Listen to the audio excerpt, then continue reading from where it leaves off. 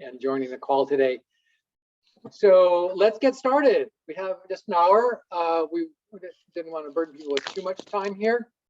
So I'm Daniel Stein, and one of the co-founders of Stewards of Change, and we are delighted today to be in the presence of so many people who are interested in this work, and so excited to be actually publicly sharing this work for the first time. If you don't mind putting yourself on mute, that would be great when you join. So our agenda today is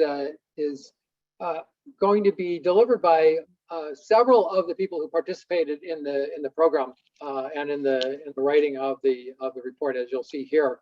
So I'll just do a quick welcome, background, and some context setting, and then the project purpose and overview will be delivered by Pooja and Jim. Some primary learning and findings by Chris, Brian, and Kathy, and then Voices of the Community by Adam, and then we'll wrap up with some recommendations and hopefully some discussion here. We do encourage you to put questions into the chat. Hopefully we'll have some time. This report is pretty comprehensive, and so we'll only have a chance to really kind of touch some of the highlights here, and hopefully it'll be exciting for you to join to read the whole report, which is downloadable off the site there. So just a bit of background on where this came from.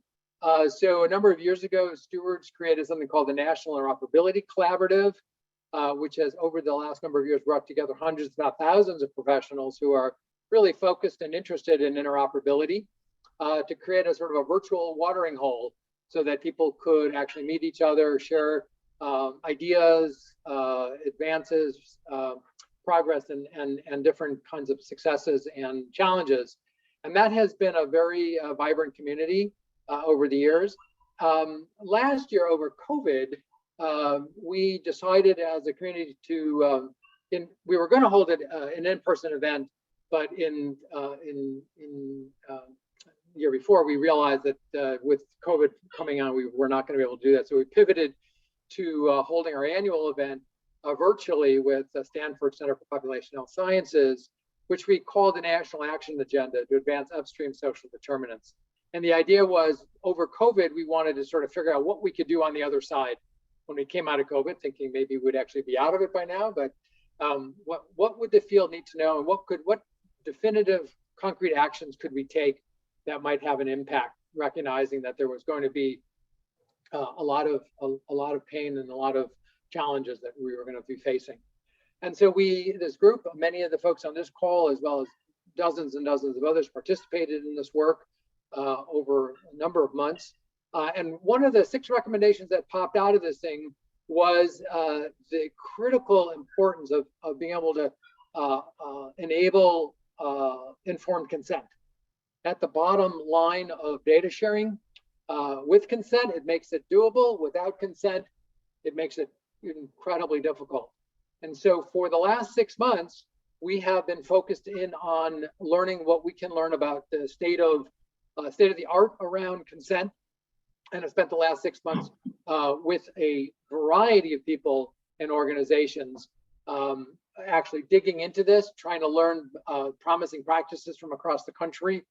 The idea of this thing was, the idea of this report was not to, to gather as much as we could possibly learn in a relatively short period of time, so that we could build from that as opposed to starting from scratch. And as you'll hear during the presentation, and one important part is we did the scan to learn because of the importance of it, but we've also done this as a precursor to actually doing something.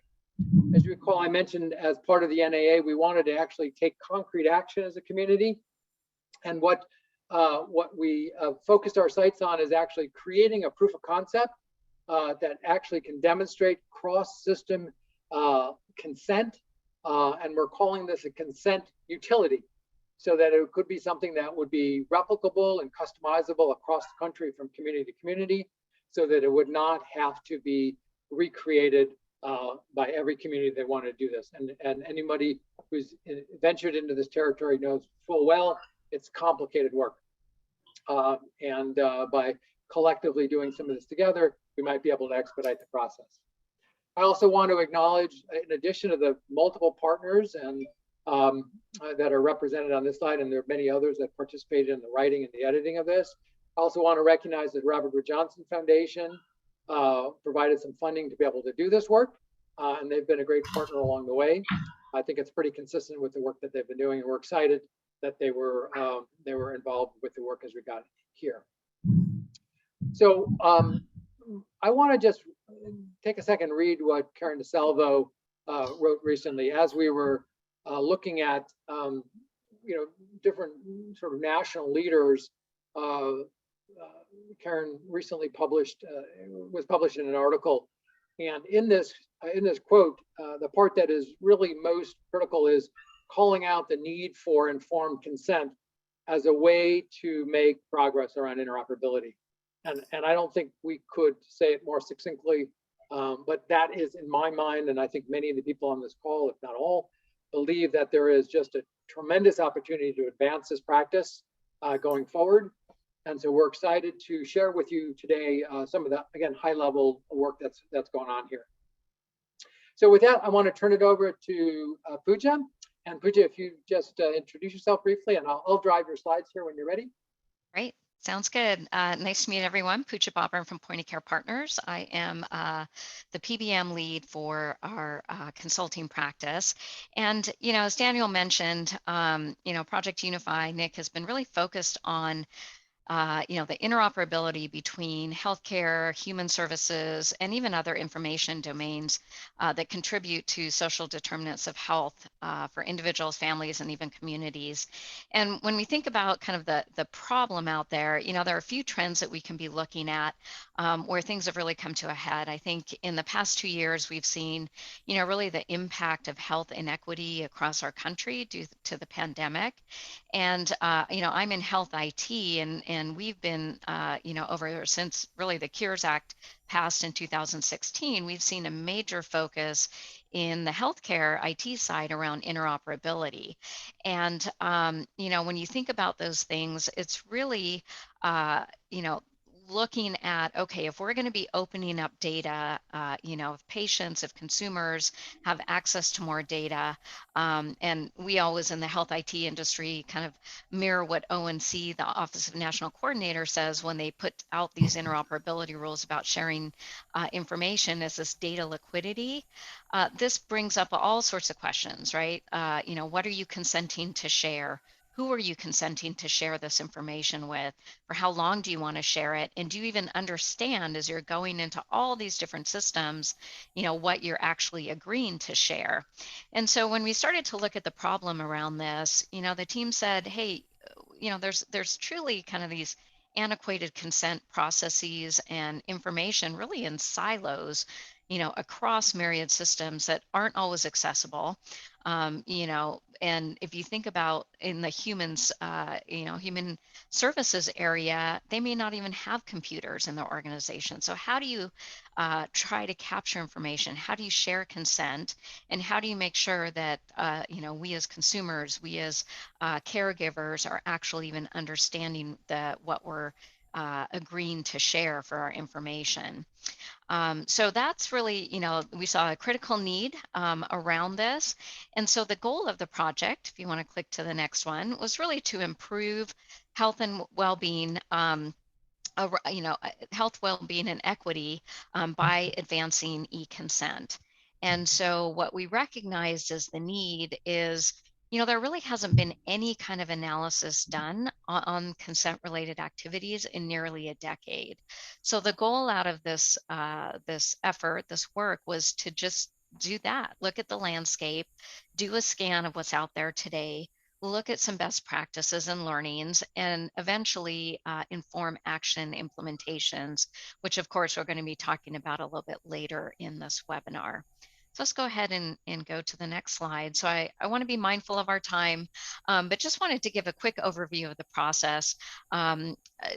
Daniel, if you want to kind of click through the rest of the bullets on this, there were a number, as Daniel mentioned, a number of people that were working on this, not just the folks that are presenting on this webinar, but we were essentially able to look across the industry, look across several industries, the healthcare side, the palliative care, social care, child welfare, education and justice. We were able to identify emerging and promising practices. We'll be talking a little bit on this webinar around key laws, policies, and regulations, and even key technologies that are being used today. And what came out of this was the white paper that is available for download that we're talking about on this webinar to really help industry understand and support and really implement consent in a way that will help improve health, well-being, and equity. So with that, I'm actually going to turn it over to Jim St. Clair, who's going to do a quick summary of our findings. Fantastic. Thank you, Pooja. Thank you, Daniel. And I think you can just kind of click through these two, Daniel, and I'll go through the areas. So Eyes Wide Open was looking at that context around our areas of concern and above and beyond regulatory requirements, which to a large extent have guided the business process associated with consent today. We really tried to take a look at ethical concerns. What are the ethical integrated aspects of consent and consent to sharing information that have created concern? Try and anticipate where there are potential negative consequences and the impact of socio-cultural stigmas, tribal influences, et cetera, and other consideration. What are some of the challenges and preventing and limiting aspects of coercion? In general, aspects of our data sharing and consent in everyday life come down to mechanisms of convenience. Do I want to click through and adjust for every cookie that I'm receiving? Am I concerned about sharing my social security number if it gets me a 15% off at the register? Do these translate into coercive considerations that we now have to look at when it comes to issue of personal and protected health information? But consequently to that, preventing issues of consent overload or fatigue. We don't want to get into aspects of important ethical concerns about granular consent for information sharing, and in doing so, create workflows that require people to click through repeatedly, yes, no, what are the implications for this sort of thing? What are the benefits for some of these processes for consent that streamline workflows, reduce wasted time, and eliminate duplicative activities, especially where a lot of these processes are being captured on paper, and we're now looking to translate that into digital workflows for electronic health information exchange. Enable better care coordination by being able to streamline the consent processes between, say, behavioral health or social health services and clinical health and clinical matters. And then accelerate focus and integration of social determinants of health data and the myriad of sources of information of those, especially community-based organizations, and their relationship to specific characteristics for clinical care and clinical care coordination. And then lastly, increasing cross-sector understanding, cooperation, and collaboration between organizations because of what consent facilitates. And I'll turn it back over to you, Daniel. Thank you. Actually, it'll go to me to Chris, but I was going to say, Jim, before you mute yourself, would you introduce yourself so that people know where you were coming from? Oh, I'm sorry. I didn't throw my name in the chat. My name is Jim St. Clair. I'm the Executive Director for Linux Foundation Public Health. Been very pleased to be working with Daniel and the entire team for Project Unify. Linux Foundation maintains a number of open source ecosystems and open source digital tools for advancing healthcare, both in the pandemic and outside the pandemic. And then in connection with aspects of electronic consent, digital identity, and information exchange. Great. Chris, are you going to pick it up here from primary? Or do you want me to do it? That was Jim's slide. I'm doing the legal ones. Yes. Oh, I'm sorry for the confusion. I'm happy to carry on from here then. Carry on, sir. Carry on indeed, sir. Right, so primary learnings and findings. I'll just grab right onto the second bullet first. The U.S. suffers from a patchwork of uncoordinated, relevant federal and state laws, and that's unfortunately consistent with principles of health information exchange, principles of digital identity, and consent. One characteristic or one anecdote I'd throw out is that 49 out of 50 states have laws that say that the owners of the EHR system own the data within those systems. What type of changes or considerations are necessary from that from a policy and a regulatory standpoint when it comes to consent and information exchange?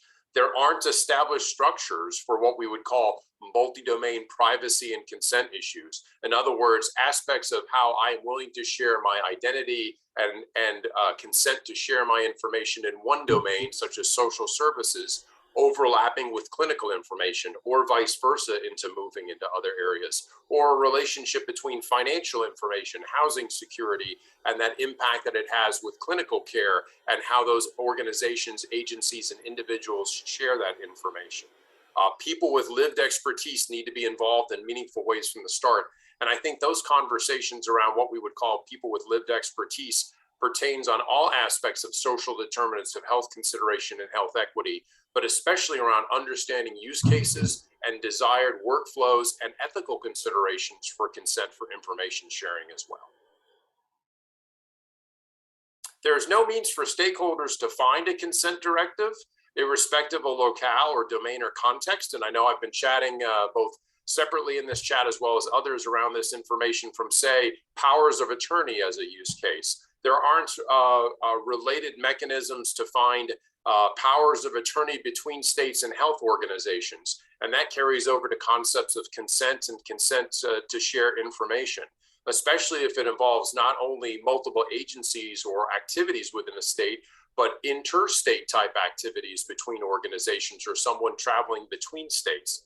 Outside of the health information exchanges and the community information exchanges, consent standards haven't been widely adopted for universal consent declarations or recognition of consent declared as a framework that is interoperable between organizations and relates back to the data exchange frameworks they may be using. There's also a lack of maturity of health services data standards, which can impede granular data sharing, though I'm pleased to say that there are a number of initiatives. Many of you may be familiar with the Gravity Project, capturing SDOH information in HL7, and the Direct Trust New Initiative for Information Exchange for Human Services, IX4HS, which is underway as well. Education and investment, as always, are needed for ongoing learning about complex issues involved. This ranges everywhere from cultural sensitivity to aspects of health equity to ethical considerations and ethical incorporations for data sharing, data use agreements, and the investments that you make for data sharing. One other aspect I would offer too for further social cultural considerations is, as you extend more ability for people to have consent over their data, that inherits a certain degree of responsibility for how people manage their own data in ways that may not be done in the system now. And are there considerations with SDOH factors with how you extend consent or be able to manage how people grant consent as part of data that needs to be shared for behavioral health, economic security, and the like? Great, Jim. Obviously, there are many findings that we selected a few that we thought were most important here. And so I want to turn it over next to Chris. Will take us through some of the legal aspects. Sure. So I'm Chris Alibrandi O'Connor. I'm an attorney with the Network for Public Health Law. And just kind of building in greater detail on what Jim was just talking about, there are many impediments to data sharing. You can actually go and show the next couple bullets, please. So a major one is the fact that there are no established structures for addressing privacy and consent issues across multiple domains. And even within domains, sometimes there are challenges to data sharing also. So what we found, not surprisingly, is that across the domains, there's a patchwork of unaligned privacy statutes and regulations. And we just looked at the federal ones and came up with, I think that we report on 11 or 15, I think, just federal statutes and regulations, not counting tribal, not counting state or local regulations or statutes. And none of them necessarily speak to each other. So that's one of the challenges. They don't have the same standards for getting consent. They don't have the same standards for to whom it applies to. And particularly within health data, one of the additional challenges is that there is a significant amount, I would say there's wide held misunderstanding and even over application of HIPAA's requirements. And that puts a chilling effect on people sharing data. There is such a fear of non-compliance with privacy laws, particularly in the health field, that it inhibits that greater data sharing. And that's even when patients or clients are asking for it. For example, a patient, it makes life so much easier for someone who's already dealing with health concerns if their information is shared with Meals on Wheels, for example, so that Meals on Wheels is aware that they need a diabetic diet, right? Or if they are looking for housing services to support their sobriety and they want that information, relevant information shared with the housing authority so that they can support their continued recovery. But there's so many impediments, legal impediments that get in the way of that. So there are, and then tied to that, I would say is also there are heightened privacy protections for certain data that reasonable people can disagree on this, but whether or not those heightened privacy protections perpetuate stigma and impede care coordination. Again, particularly in the example of substance use disorder records. There are really, a lot of mixed feelings in the community about whether having those heightened protections under 42 CFR Part 2 impede care coordination in a way that is more significantly detrimental than the potential stigma that could come from the sharing of that information. But again, reasonable people can disagree on that. Why don't you go to the next slide? So those are basically talking about impediments to data sharing. But what we found is that when we were discussing and looking at how do we move this discussion forward, we found that some data sharing that actually is desired could be facilitated and increased with several particular steps. And the first thing that I want to say is, and this is having been a privacy officer myself in the healthcare field, is that there very much is within the compliance community, there's very much a culture of the immediate response when asked, can we share this data for X, Y, or Z reason? Oftentimes the answer is just no. And again, that may be because, we as lawyers are trained to be risk averse, but instead of taking that approach and hindering the data sharing, there are ways that we can shift that culture. We should be shifting that culture away from absolute no to, well, let's look back and let's see how we can do this. Because frequently there are examples within HIPAA, or there are clauses within HIPAA that allow, and again, just using the healthcare as an example, that allow for greater sharing that may not have been part of the standard vocabulary or discussion that other people are having or that people were trained on when it comes down to HIPAA. So one example of that, I think the next bullet covers it, is that well, maybe it's the next bullet actually. the idea that within the Office of Civil Rights regulations, rules and regulations about HIPAA, there actually is a provision that does allow for sharing of protected health information from providers, medical providers, with community-based organizations or social service organizations that are providing services that support those so-called social determinants of health. And it falls under the treatment exception of HIPAA that the patient, while we always argue that informed consent of a patient is ethically and certainly proper to have, there is not a need to have written authorization to share protected health information on the patient with those community services or social services organizations that are a part of the person's care team, because they are effectively providing services that go to supporting that person's improved health outcomes. Again, that's one of those examples of it's in HIPAA. A lot of people don't know about it, but within the rules that exist already, there is the opportunity for greater sharing of data. And again, going towards the issue of compliance culture. But one of the things that we identified as really being necessary and needed is the development or institution of a legal standard for sharing personal data across all of those sectors. And then developing a model consent form that meets the requirements of that standard. And one other point to say also is that the standardization of the consent provisions of HIPAA and 42 CFR Part 2, again, that last regulation, Part 2, goes to the heightened protections of for substance use disorders. And the lack of parity between those two consent provisions creates a lot of confusion within the field, and prevents greater data sharing that patients and customers or clients and individuals are saying that they want. So those are just a few of the suggestions that we had for what would be happening to increase data sharing. And now I will turn it over to Brian Handspicker. Thank you. Thank you, Chris. I'm Brian Handspicker. I wear too many hats, including those across many health and human services efforts within Gravity, HL7, and Direct Trust. But for this webinar, I'm Senior Consultant of Stewards of Change, as well as Chief Technology Officer of Open City Labs. If we're going to implement solutions to these business, ethical, and legal issues of consent, we need to address the technical challenges associated with distributed information and consent, such as how do we find out what systems have data about an individual? We tend to think of HIPAA protected information as coming from a few EHRs or perhaps an HIE.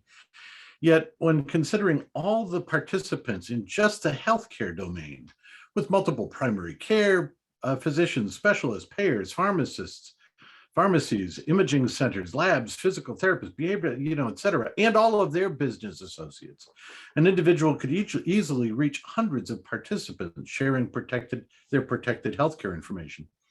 When we start including SDOH interventions through community, city, state, social services organizations, and NGOs, and all of their business associates, we double or more the potential systems with our personal information. And then consider all the non-health sites that capture and resell what is in essence health-related data about us. Something as simple as a grocery store loyalty card that captures our purchase of a condition-specific food such as Glucerna for diabetes, or the online stores where we buy durable medical equipment like a brace for a sprained ankle. The sites that we search and read while researching personal or family conditions, or even our library borrowing records, could provide details of our health and social challenges. The numbers of systems that have potentially sensitive health and well-being information about us swells into the thousands or hundreds of thousands. So then, if our information is all over the place, how do I manage my privacy preferences and consents within each of those systems? Given the magnitude of the number of systems with our sensitive information, it's kind of overwhelming to try to manage our privacy preferences and consents. First, to know what systems to contact, and second, to deal with the variations and approaches to representing privacy and consent information. And then third, sadly, kind of girding our loins against what are called dark patterns that are used by some sites to lure us into lowering our guard and allowing misuse of our data. And finally, if we're dealing with challenges, how do we know what our legal and policy rights are for privacy and consent? Given the many different kinds of information stored about us on the internet and the jurisdictional distribution of these systems around the globe, how do we know what our legal and policy rights are for privacy and consent for a particular system and a particular information domain? We need to build technology that addresses these challenges if we're going to achieve our overarching goal of a one-stop destination for managing privacy and consents for all of our information, all of our sensitive and protected information. Next slide, please. So to achieve that overarching goal, we need to have, next slide. Thank you. To achieve that overarching goal, we need fairly sophisticated services and standards to, first off, find the systems that have our data, and then gather the associated privacy preferences and consents. And then once we know where our information is and know how to manage or collect our privacy and consent information, we need to be able to implement the various aspects of consent evaluation, consent decisions, enforcement, and management of that consent. The left-hand column list of consent technologies is based on the recently completed HL7 Consent Management Functional Specification, which was strongly influenced by the San Diego LEAP CDS decision services system, and the experiences of early explorations by HIEs into building community information exchanges and being able to exchange information between healthcare and human services, social services organizations. But all of these consent technologies are dependent upon supporting technology, such as how do we represent privacy preferences and consents consistently across information domains via assertions, consent assertions, and rules? How do we implement trust between distributed systems to be assured that information sensitivity will be respected through trust frameworks? How do we enforce privacy and consent across different information domains? That involves having some notion of what the ontologies or taxonomies, the data models are for these various domains. And how do we ensure enforcing and monitoring of privacy and consent happens for the right person? So we need person matching and identity management. How do we monitor for violations of privacy and consent requirements, which involves audits? So all of these topics is a subject of standards work and evolving open source software projects that we continue to participate in or drive, including, by the way, the recent work on FHIR DS4P and work with Consent to Share and Leap CDS. So thank you for the next slide and for moving me onward. Informed consent is a fundamental requirement for data sharing across programs. And yet we're challenged to implement systems for discovering and managing privacy preferences and consents across multiple systems, multiple information domains, and multiple jurisdictions. We need to work together to ensure that the solutions we identify for various consent challenges will be embraced and adopted across the entire ecosystem. This includes defining information exchange and consent standards for non-health domains, including human services and social services, that provide us with the interventions for social determinants of health conditions, for housing, for childcare, early childhood, child welfare, education, judicial, et cetera. And this involves pulling together as a community across the many different organizations and efforts that are displayed on this slide. That is it for me on the technology side of things. I think Kathy's going to speak next on promising practices. Thank you, Brian. I'm Kathy Miller. I'm the Chief Operating Officer for the Bronx Rio, a health information exchange in New York City that has extensive experience working not only with health organizations, but with data sharing with a variety of community-based organizations that work on areas of social determinants of health and actively use our health information to work with their clients to improve their health. So in the report, we split our promising practices into 5 main areas that you can see on the slide. I'm not going to address each one. I kind of want to talk about the general ecosystem of privacy practices that I think has sort of put us at a good point in time to be pursuing this activity and really trying to get it off the ground. So next slide, Daniel. So I think one of the core things for all of this consent sharing, information sharing is really being able to be comfortable that we can trust the identity verification and identity management across all of the different utilities and applications that might be working in this arena.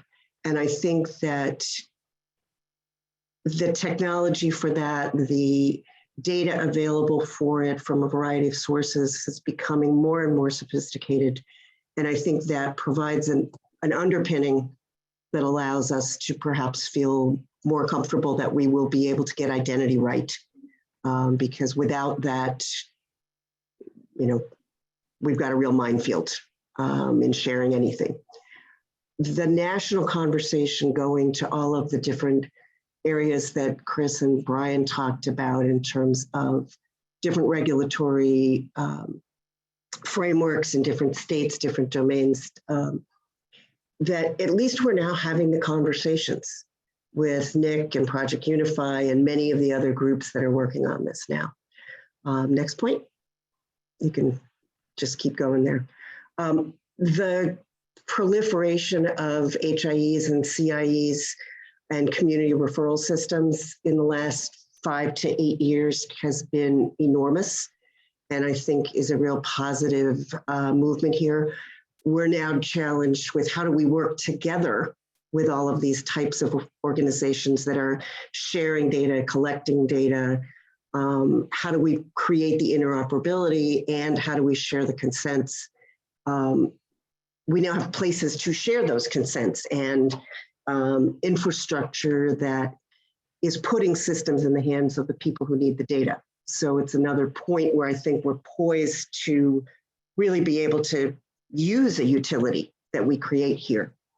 The Cures Act, carrot and stick incentives around information sharing and information blocking, I think have provided a framework that many of us did not have before for thinking about how do we share information in a governmentally approved way, because it gives us a national framework for being able to address some of these more local issues by saying, wait a minute, the Cures Act says we have to do our best effort to try to share this data if the patient wants it shared across whatever domains.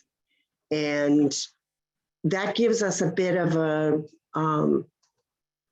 carrot to use with various sectors and with attempting to perhaps address some of the legal and regulatory barriers that Chris was talking about by saying, wait a minute, there's this federal framework that wants us to do this. The ability as we get more sophisticated as HIEs and EHR vendors to tag data that is sensitive in ways that will allow, for example, that 42 CFR Part 2 data to be tagged as sensitive and requiring affirmative written consent before sharing versus other data that can be shared without that affirmative written consent. I think that technology has come a long way in the last 5 years. I know in my organization it has. And I think finally, you know, one of the silver linings to this pandemic is that we've all been thinking a lot about how important it is to share this data and to develop the data sharing capacity, because we've all seen how what is essentially a health pandemic has created economic pandemic issues and housing pandemic and food pandemic issues that all need to be addressed together. So I think, you know, the most promising part of this is I think we really are poised to move into a new era of thinking about this and addressing these issues. And I just have to personally comment, it's been a pleasure to be working with the Project Unify group to really be part of this national conversation on how can we make this happen. So I'm going to pass the baton to Adam, who I think is next with our voices from the community. There we are. Hi, everybody. I'm Adam Pertman. I'm a senior consultant to Stewards of Change Institute, and I act as the communications director for the organization. So speaking of communications, just to make clear to everybody who might not know, Project Unify is a project of Stewards of Change that includes a lot of different elements to further interoperability, information sharing, use of social determinants, and this is part of that work. So you know. Sorry, I just got a reminder on my screen. It's interesting to note that when we went into this work and as we conducted this work, everybody understood, and everybody, I think, in most every realm understands that this notion of nothing about us without us is really important, that there are insights and understandings and sensitivities that we can only learn from people with lived expertise. And note, we use lived expertise rather than lived experience. And we know that. But as we went through the project and as we go through this discussion today, it's pretty obvious that one voice is missing. So the gravity, the importance of that voice is really, really clear once you start to listen. So we convened a group with thanks from some of our partners of the Bronx Community Research Review Board to look at what we're doing. And we had a long conversation with them, with a handful of them. And what came out was fascinating. Fascinating. It's not all just about laws and processes and technologies. From their standpoint, from the get-go of the conversation, was very different. That's where we took them. That's not where they took us. From the beginning, and please read the quotes that are here. I'll go through the bullets, but the quotes really, really tell the tale. From the beginning, they were talking about something else. Do the people to whom we're giving consent understand us? Do they communicate with us? Do they know what issues we face in our lives? Not just sign the paper, but do they get it? Is there a broader context? We've learned during COVID and many, many other times in our history that in some communities, there isn't a great trust of the medical world, right? Well, how does that play into signing a piece of paper, giving approval for sharing my information? For what? Is this information racially biased? Is there a bias against people who don't have money? So trust needs to be built, and they were all about talking about that, the importance of it. And finally, and it's obviously related, relationships. Do I have a relationship with this person? Do they talk to me? Do they understand me? Do I have a relationship with this doctor or intake person doing intake for whom I'm signing a piece of paper that could make a real difference? So the first bullet, consent isn't just about the individual as to provide it. What does that mean? So we think you go into a doctor's office or what service provider, and you signed a piece of paper, right? Well, the first thing we heard was, I don't want to sign right now. It's not about, I want to talk to my wife about it. This particular test or this particular sharing of information is going to affect my family and my kids. I want to talk to them about it. Can you give me a printout to take home and discuss it? That's very different from what we've been talking about. It makes perfect sense.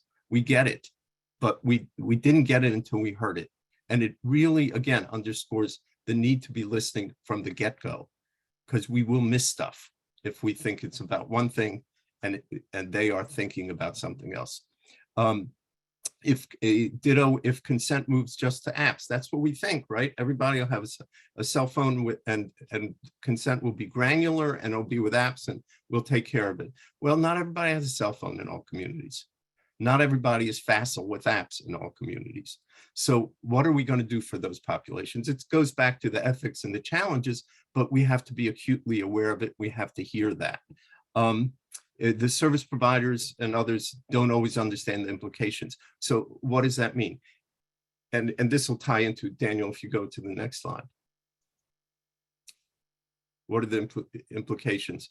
I want to go to the last bullet, a history of racism and socioeconomic disparities. Do they get that maybe if they contact my kid's school for information that they say will really help my child and my family, do they know they got to give me a heads up? I've got a history with that school, and the principal, I don't always trust what he's going to do. I've had this experience, and this experience. How do I know that the information is going to that place so I can deal with that? So it's not just about process. That history of racism and socioeconomic disparities means that people don't always understand what back up. Is that language in the consent in legalese, in medicalese, or is it easily understood by someone in any community? So that, and takes into account the racism, the socioeconomic elements that is that is endemic to their lives, but sometimes isn't endemic to the process that we are talking about. And then finally, there's an inherent power imbalance, and that has to be kept in mind. A lawyer or a technologist on this call who goes into a doctor's office feels like there's something like a level playing field in the discussion and in what they have to do and say and approve. That's not always true, and it's often not true for the people we're talking about. And that has to be part of the conversation. It has to be part of the processes that we develop to share information. And I'll end by saying, reading the quote that's at the very top of this. There's no such thing as single issue struggle because we do not live single issue lives. And that incorporates all these bullet points. They're saying, look at all of this in context, understand who we are, what our issues are, what the biases we have had to live with are, and infiltrate everything that you do with that understanding. And so this was a last but not least. You'll see that our recommendations are all about people with lived experience as being first, though I'm the last person presenting before we get to the recommendations. So that's all. I want to underscore it. It was not quite jarring, but it was a big light bulb going off during these conversations. And that's a light bulb, I think, that has to shine really, really brightly as we continue our work.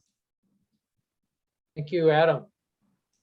And so we're into the home stretch here. We have just a couple of the recommendations that you'll find in the report that we wanted to go through and leave a few minutes for discussion or conversations. One is we're going to continue to disseminate the scan report and encourage additions. One of the things we want to do is make sure that this is a living document, however best we can do that. Because I'm sure as you're listening, and I've seen a few comments, there are undoubtedly other things going on across the country that would be relevant and useful and informative. And so we want to make sure we create an environment where we can add to it, so to keep it as fresh as possible. As Adam said, incorporating people with lived experience into all aspects of this is terrific. And it's hard. I know it's challenging, especially on technical topics, legal topics, but I think it is certainly informative and incredibly valuable and critical as we go forward on with this work here. One of the things that is particularly exciting about this work is the privilege of working with a few of the Integrated Care for Kids sites. For those of you familiar with that, very ambitious program out of CMMI to really link healthcare, Medicaid, children's services, behavioral health, education, justice in some instances. And there's 8 sites across the country that are doing this work. And we've had the good fortune to be able to work both with New York and New Jersey in particular. And we're excited about the possibility of actually running a proof of concept and actually showing either with actual data or with synthetic data with our partners at MyHen and Linux and other places, to be able to actually show how this could work and show that the ability to share information with informed consent in hand is viable. And that's what excites so many of the people involved with this process. It's not just a set of recommendations, it's a place to go do this stuff, which is really exciting. Always important to have our federal partners at the table. So much of the legal framework, sort of derives from federal agencies, but also incorporating SDOH into the frameworks, the policies, the regulations, the rules, both into the healthcare side, but also in the social and human services side. Continuing this dialogue, we've been really fortunate and appreciative of involvement from folks from the Office of National Coordinator, folks from Administration for Children and Families, CMS, and those things. So we want to encourage that because I think if we can work from the federal, state, county, municipal, provider, person, consumer level, that whole vertical integration is where we can really demonstrate some tremendous success. And we hope in the tradition we've had over the years is to be able to bring people together, hopefully in person, to share this work. As you'll see, and as Kathy mentioned, we've really broken it up, but not only the promising practices, but the legal work, the governance work, the concerns about harms and those kinds of things into components that are be very amenable to a conference, and either in preparing for that, or as an addition to that, we definitely want to be able to continue our learning series. As Adam said earlier, this is part of Project Unify, a part of the work we did under a generous grant from the Kresge Foundation. We've got a community built, a lot of people involved, and we've had a lot of success sharing this information across sectors. So with that, we'll continue to promote the work as best we can, share that. We actually have Wednesday calls, and we will absolutely make this document available to folks. Also the recording, it will be on our websites. We'll send out a follow-up note to folks. And if you haven't yet, please feel free to join the National Interoperability Collaborative. Amanda will put a link into the chat here. We have a few minutes left. Happy to take any questions, comments from either the presentation team. Big hand of applause for engaging everyone to present just really a thin slice of the deep work that you'll find in the report itself. So my thanks to the time and effort you all put into this. And any comments from anyone on the team or anyone on the call here that in the few minutes we have left here? The floor is open. Lori, if you can unmute yourself, that would be great. I don't know if I have to unmute you.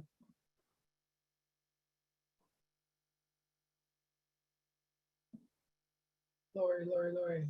That was an error, sorry. There you go. Okay. Got excited just to hit that button there.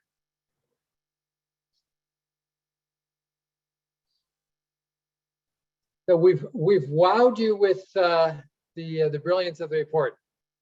Speechless. Thank you very much for your interest, your participation. The report is available. Please share this with your friends and colleagues. We think it's super important work. And as I said at the start, I think with consent, we can move farther, faster. Without consent, I think it's any kind of data exchange interoperability is going to continue to be a slog as we go forward. Daniel, if I can just quickly add one thing as we do go forward, and that is that, here, everybody certainly wants to see me. And that is that we are always looking for partners and collaborators. This work is all about being in California and New Jersey and New York and as many other places as we can be, because that's how we test it, and that's how, and getting those partners is how we embed this work into reality over time. Yes, so welcome aboard. Yep, in fact, that's a great point. I'll just reiterate that, we have potentially a few sites on New York and New Jersey that we'll hopefully be able to do a proof of concept. If there are other locations, I know we've been speaking with people in other states who are maybe ready to do that and to dive in. Feel free to contact us. The contact information is on the back here, the last slide. Everybody individually, you may have specific questions. And then if not, you can just reach out to us and we'll connect the dots. Look forward to other presentations over the next couple of months. And with that, I want to thank everybody for joining today. Have a great weekend, a great holiday season, and be well and wear your masks again. Thank you so much. Thanks, everyone. Thanks, everyone. Happy holidays, all.